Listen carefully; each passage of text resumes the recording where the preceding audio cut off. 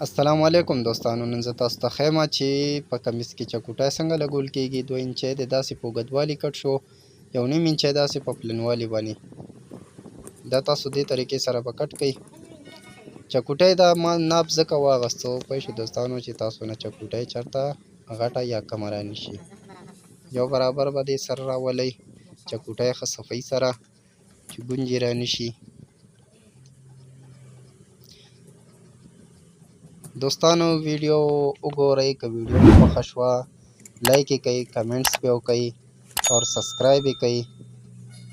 زموږ چینل نوی دی، مخکې یې راته بوځئ نو مننه به وي، شکریا به مو ادا کړو.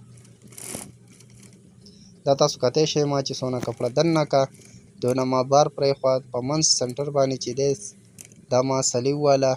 ښه دې سایډ ته چې دی دا کپړه ما په مخ کړه، ښه په مخ باندې چې دی خاص د دې سلۍ په سنټر باندې چې دی زه راځمه.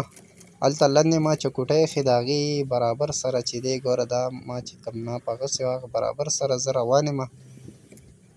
ګوتو سره سره چې دی دا چکوټی زه برابرومه او سلۍ پې وامه. نو دې طریقې سره به تاسو هم کوئ ښه په ارام سره چې تاسو نه چکوټی غلطه رانشي یا په کمیس کې څه ګونجې رانشي.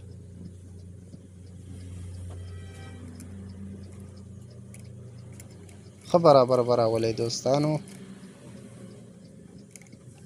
کتی شئ دې سایډ ته چې څو سلۍ تاسو ووهلې هغه سایډ ته به مو هغونه وښئ کم او زیاته سلۍ چې راغله نو هم دې کې ستاسو چکوټی ښه نشي لیدی.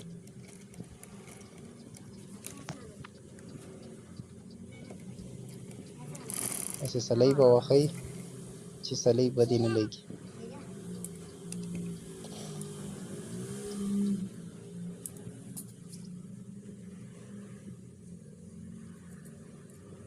دا تاسو وګورئ.